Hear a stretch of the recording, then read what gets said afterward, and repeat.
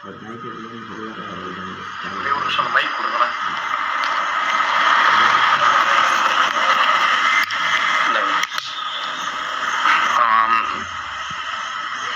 ஐயா இது வரைக்கும் எல்லாத்தையும் விவரமாக சொன்னார். நான் சொன்னது தமிழக மக்கள் அனைவருக்கும் ரொம்ப பாதிப்பாக இருந்ததனால் அத்தனை பேர் திருப்பாதங்களிலும் இருந்து மன்னிப்பு கேட்டு சாமியாருடைய காலில் பார்த்தீங்கன்னா ஆசாமிகள் விழுந்து பார்த்துருக்குறோம். ஆனால் சாமியார் வந்து ஆசாமி காலில் விழுவுறத நான் இப்போ தான் ஃபஸ்ட் டைமாக பார்க்குறேன். நீங்கள் இதுக்கு முன்னாடி பார்த்துருக்குறீங்களான்னு தெரியல. அப்படி பார்த்துருந்தா நீங்கள் வந்து கமெண்ட் செக்ஷனில் சொல்லுங்கள். இப்போ நீங்கள் பார்த்துருக்கிற அந்த நபர் யாருன்னு பார்த்தீங்கன்னா அவர் பேர் நாகராஜ் சுவாமிகள்.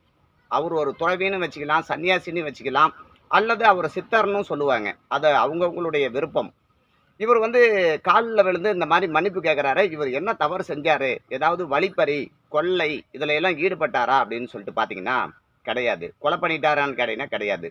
எதுக்காக இந்த நபர் வந்து மிரட்டி அவர் காலில் விழ வைக்கிறார் அப்படின்னு சொல்லிட்டு பார்த்தா அதனுடைய காரணம் என்னன்னு சொல்லிட்டு பார்த்தீங்கன்னா அவரும் ஒரு கருத்து சொல்லியிருக்கிறாரு. ஒரு யூடியூப் சேனலில் அவருடைய கருத்தை அவரும் பதிவு பண்ணியிருக்கிறாரு. அதற்கு எதிர்கருத்துக்கள் தான் பதிவு பண்ணுமே தவிர இந்த நபர் என்ன சொல்லி பண்ணுறாருன்னு பார்த்தீங்கன்னா இரவு நேரத்தில் நாகராஜ் சுவாமிகள் இருக்கிற இடத்துக்கு அவர் போகிறாரு. சில நபர்களை கூட அழைச்சிட்டு போகிறாரு. வீடியோ எடுக்கிறார். வீடியோ எடுத்துக்கிட்டு அவர் வந்து மிரட்டுறார். கிட்டத்தட்ட 25 நிமிடங்கள் நாகராஜ் சாமியை கத்தி பேசி மிரட்டுறார். மிரட்டல் தொடர்ந்து மிரட்டல் விட்டுக்கிட்டே இருக்கிறாரு. அதற்கு அவர் ஒரே ஒரு பதில் கூட சொல்லவே இல்லை. அவர் வந்து பொறுமையின் சிகரம் அப்படின்னு சொல்லிட்டு அந்த இடத்துல வந்து நிரூபணம் பண்ணி காட்டுறாரு. ரொம்ப ரொம்ப ரொம்ப பொறுமையாக இருக்கிறார். ஒரே வார்த்தை கூட சொல்லவே இல்லை.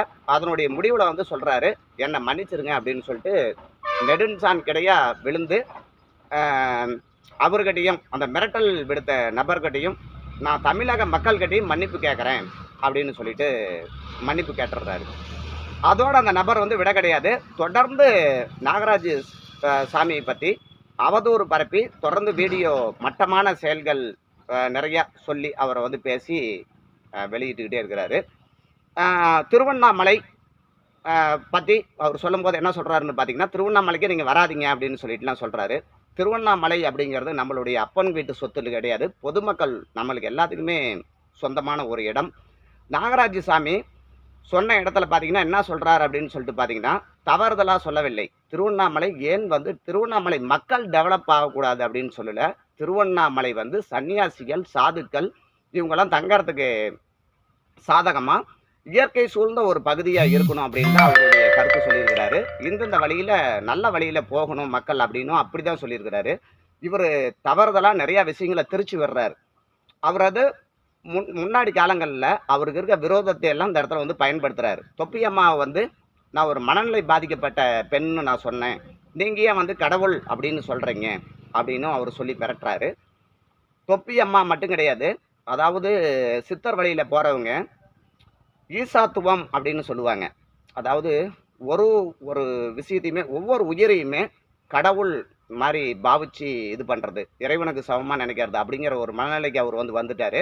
அதனால் தொப்பி அம்மா வந்து மனநிலை பாதிக்கப்பட்ட பெண், நல்லா இருக்கிற பெண் அப்படின்லாம் சொல்லிட்டு பார்க்காம அவரும் ஒரு கடவுளுக்கு சமமானவர் அப்படிங்கிற ஒரு ரீதியில் தான் அவர் வந்து பேசியிருப்பார். அதை வந்து தவறுதலாக சொல்லி அதுக்கும் வந்து அந்த நபர் வந்து மிரட்டல் விடுறாரு. அடுத்தது பார்த்தீங்கன்னா உங்கள் அப்பாவுடைய இறப்புக்கு ஏன் போகவில்லை அப்படின்னு சொல்லிட்டு முட்டாள்தனமான ஒரு கேள்வி கேட்குறாரு.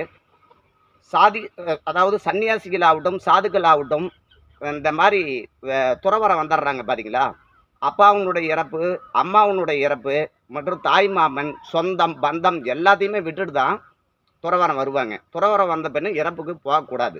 இந்த பேசிக்கே தெரியாமல் நாகராஜ் சாமி கிட்ட பார்த்தீங்கன்னா அவர் வந்து வம்பிழுக்கிறார்.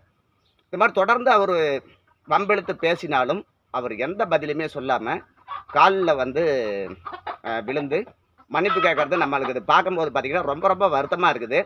அவருக்கு வந்து நீதி கிடைக்கணும். தொடர்ந்து அவர் வந்து மிரட்டல் விட்டு பேசிகிட்டு இருக்கிறார். நான் வந்து தொடர்ந்து இன்னும் வீடியோ போடுவேன், அடுத்த வீடியோ போடுவேன், இன்னொரு வீடியோ போடுவேன், இன்னொன்று நிறையா விஷயங்கள்லாம் நான் வெளியிடுவேன் அப்படின்னு சொல்லிட்டு அந்த நபர் சொல்லிட்டு இருக்கிறாரு. நாகராஜ் சுவாமிகள் சார்பாகவும் என்ன மாதிரி சித்தர் வழியில் போகிறாங்க பார்த்தீங்களா, அவர்களுடைய சார்பாகவும் இந்த மாதிரி இருக்கிறவங்களாம் துன்புறுத்தாதீங்க. அதாவது அவர்கள் ஒரு கருத்து சொல்லியிருந்தா அதுக்கு எதிரான கருத்துக்கள் நீங்கள் சொல்லுங்கள், உங்களுக்கு உரிமை இருக்கிறது. அதே மாதிரி அவருக்கும் உரிமை இருக்கிறது. அவர் வந்து ஏதோ அரசியலுக்காகவோ மற்ற விஷயங்களையும் எதையுமே சொல்லல. மக்களை நல்வழிப்படுத்த வேண்டும் அப்படிங்கிற ஒரு ரீதியில் தான் அவர் வந்து பேசியிருக்கிறாரு. அவர் வந்து ஒரு வேளை தவறாக இருக்கும் பட்சத்தில் அது வந்து தவறு, மற்றவங்க மனசை புண்படுத்தியிருந்தா நான் எல்லோரிடமுமே மன்னிப்பு கேட்குறேன்னு சொல்லிட்டு காலையும் விழுந்து மன்னிப்பு கேட்டுட்டாரு. மீண்டும் மீண்டும் அவரை டார்ச்சர் செய்யக்கூடாது அப்படிங்கிறது தான் நம்மளுடைய ஒரு எண்ணம். இதை வந்து இவர் வந்து அந்த திருவண்ணாமலை மக்கள் சார்பாக சொல்கிறேன்னு சொல்லிட்டு இவர் வந்து தேவையில்லாமல் எல்லாத்தையுமே இழுத்து வர்றாரு. திருவண்ணாமலை அப்படிங்கிறது பார்த்திங்கன்னா ஆன்மீக பூமி, அனைவருக்கும் சொந்தமான ஒரு இடம், ஒழுக்க நெறியோடு இருக்கணும் அப்படிங்கிற ஒரு நடைமுறையை தான் அவர் வந்து சொல்லியிருக்கிறார். தவறுதலாக சொல்லவில்லை. அப்படி சொல்லியிருந்தாலும் அதற்காக அவர் மன்னிப்பும் கேட்டார். மீண்டும் மீண்டும் அவருடைய மனதை புண்படுத்தும்படி பேசக்கூடாது அப்படிங்கிறதை நம்மளுடைய வேண்டுகோள். இதையே அனைவரும் விரும்புகிறார்கள். மீண்டும் இவர் தொடர்ந்து டார்ச்சர் பண்ணிக்கிட்டே இருந்தால் அடுத்த வீடியோவில் அடுத்த பதில் இதுக்காக வரும். நன்றி.